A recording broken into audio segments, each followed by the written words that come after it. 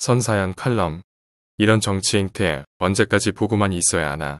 선진사회 만들기 연대 유동기, 류동기, 숭실대 명예교수, 남해 포럼 고문, 전 숭실대 경상대학장, 중소기업대학원장, 전 한국경제학회 부회장, 경제학교위원회 위원장, 전 지경부, 지역경제활성화 포럼 위원장, 선사연 칼럼. 윤석열 정부가 출범한 지 6개월이 넘었다. 그동안 정부가 제출한 법안이 법인세 소득세, 종합부동산세 감세안 등을 포함해 77건에 이르지만 아직까지 단 한 건도 국회를 통과하지 못했다.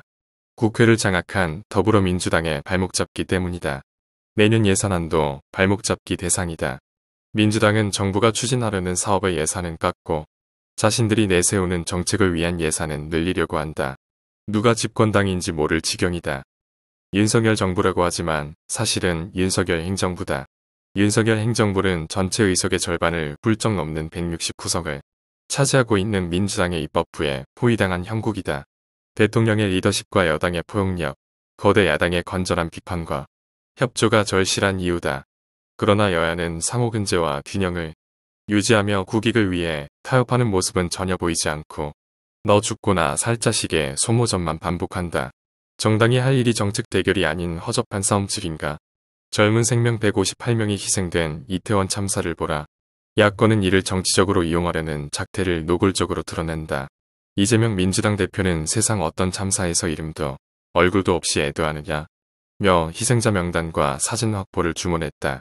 추모가 목적이 아니라 이태원 참사를 제2의 세월호 사태로 만드는데 필요하다고 생각했기 때문일 것이다. 민들레라는 친야 성향의 인터넷 매체가 희생자 155명의 실명을 제멋대로 공개했다가 유가족들의 항의를 받고 20여 명을 명단에서 삭제했다.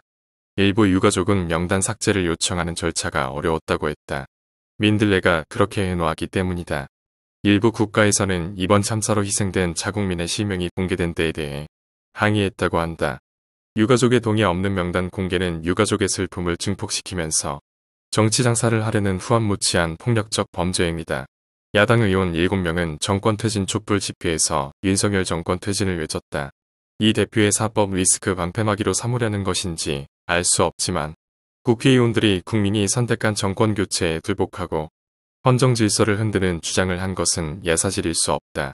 김의겸 민주당 의원이 제기한 청담동 술집 심야 파티 의혹은 정상적인 상식으로는 도저히 이해되지 않는 황당한 사건이다. 성공회와 천주교의 현직 신부들이 대통령 부부가 탑승한 비행기의 추락을 염원하는 기도문을 인터넷에 올린 것도 경악할 일이다. 그들은 성직자가 아니라 인간이기를 포기한 자라고 할 수밖에 없다. 풍산개 파양도 씁쓸하기 짝이 없다. 문재인 전 대통령은 청와대에서 키우던 풍산개들을 퇴임 후 양산 사저로 데려갔다가 6개월 만에 더 이상 못 키우겠다며 파양을 선언했다.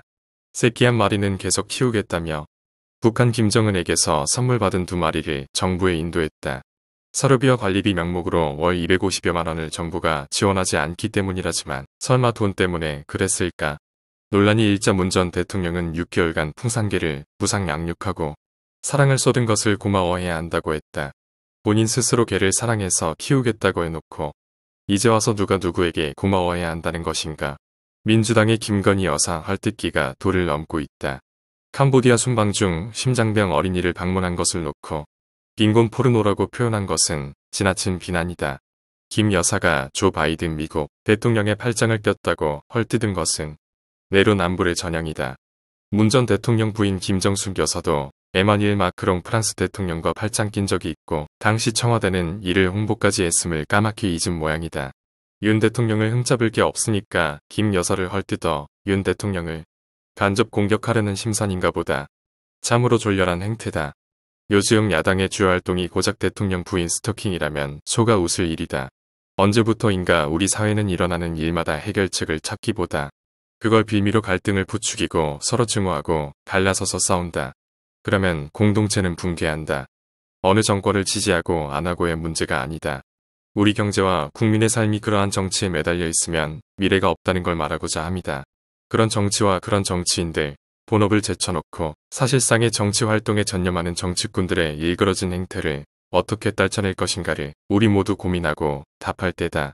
AI가 읽어주는 선진사회 만들기 연대의 선사연 칼럼. 끝까지 시청해주셔서 감사합니다. 구독, 좋아요, 공유 그리고 따뜻한 응원 댓글은 저희에게 큰 힘이 됩니다.